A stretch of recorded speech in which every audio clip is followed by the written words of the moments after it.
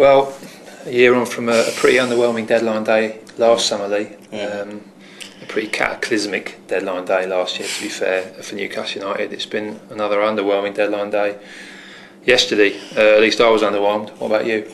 Yeah, well, I mean, not quite as dramatic as last year, and Keegan walked out on the back of it.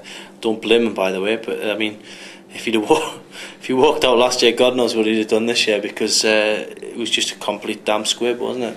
Yeah, I mean, I don't think we, our heart of hearts, probably expected much. But I did think, they'd get maybe at least one defender on board. I think Peter Lovenkrands, fair enough, they've signed Lovenkrands, and it was sort of heralded with some fanfare at about 5 to 5 yesterday as a great signing. The fact is, he could have signed pretty much any time as a free agent. So he didn't really fit into the deadline day signing category anyway. No. And I just expected them to just beef up, the defensive options at least, if not the striking options as well.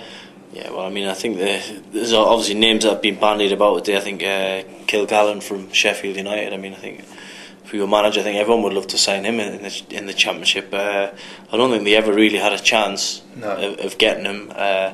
Again, with the guy Cathcart, apparently they tried to push through a money deal for him as well, when they probably could have got him on loan. So it's almost like they were wasting time as it sort of ticked down. Mike Williamson, I think we knew what Portsmouth turned his head.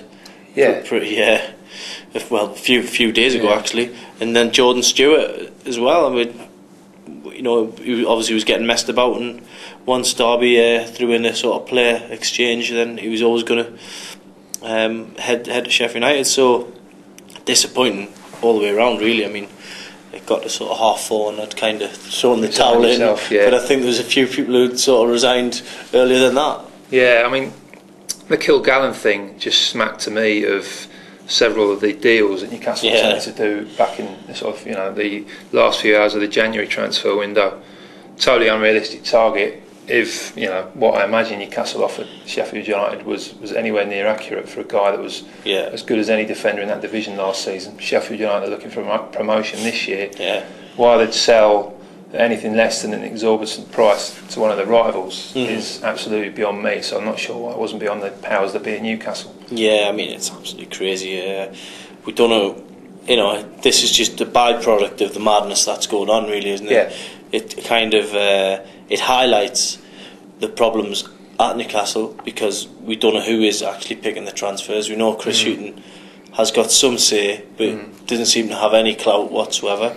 Obviously, Dennis Wise is long gone. That's the reason why Kevin Keegan walked out last year. So Shearer wanted him out straight away, but in terms of clout, there's no one there that could really say, right, this is what we want, this is what we need, let's go out and get it and see if we can get promoted. It just seems like a penny pinching sort of scheme, and they are sadly trying to run it like a business rather than a football club. I think the only obviously relief was that more names didn't leave. I mean, obviously there was talk in the weeks before the deadline about Stephen Taylor. Him leaving, we've talked about that, would have been an absolute disaster. In the circumstances, you actually find yourself relieved that Fabrizio Colaccini stayed, just because he's another body, not because anyone thinks he's going to be the permanent answer to Newcastle's defensive problems. And then up front you had Andy Carroll staying, and sort of bevy of former Premier League midfielders staying. So I guess small mercies. It's a plus point, but in the current circumstances, a plus point. But when I think about it, like going back to like 2005, and the day Michael Owen signed, I know Michael Owen didn't turn out to be the player that we wanted him to be, but that day and the fact Nobby Solano signed on the same day with him, the excitement in the city, the sense of belief that we could actually achieve something. Didn't go on to achieve it, but you've got to speculate to accumulate, I think is the word. I mean, I think if you do bring in exciting players, if you do bring people in who capture people's imagination, then the first thing like a young kid will do is go out and buy a shirt with the name on.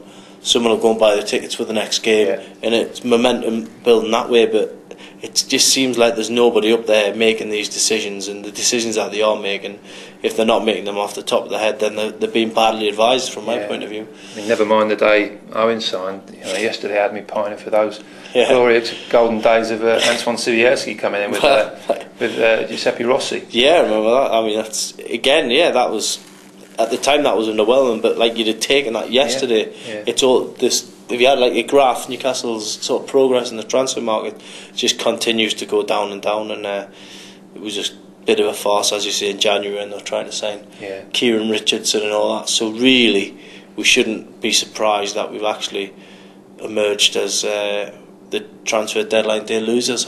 That's the way I've tagged it tonight, anyway. Yeah. Well, just thank God for Chris Houghton and the team for holding their end up at the moment. Yeah.